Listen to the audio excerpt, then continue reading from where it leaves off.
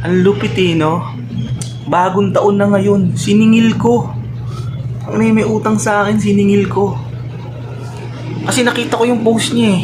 Ang inanak, kaya siningil ko. Ngayon, siningil ko siya. Sabi ko, pre, kailangan bang magbabayad ng utang mo? Eh, abot na yung 1 taon, sabi ko.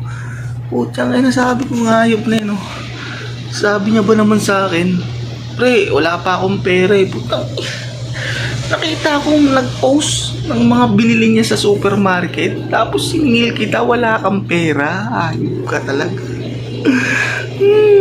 Sabi mo wala kang pera. Ang dami-dami mong pera. Nakapamili ka nga sa SM eh. Tapos yung obligasyon mo sa akin, hindi mo binayaran. Ba naman yan, tol? Malupit ka. Saan ka ba kumukuha ng kapal ng mukha na ganyan?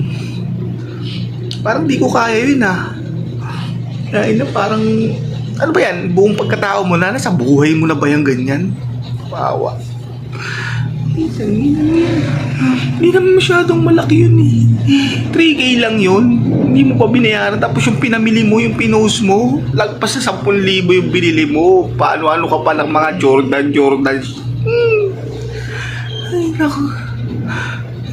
Hold up na lang kaya kita, no? Paglabas mo dyan sa SM, kunin ko yung sapatos mo na mahal. Yan. Grabe naman to.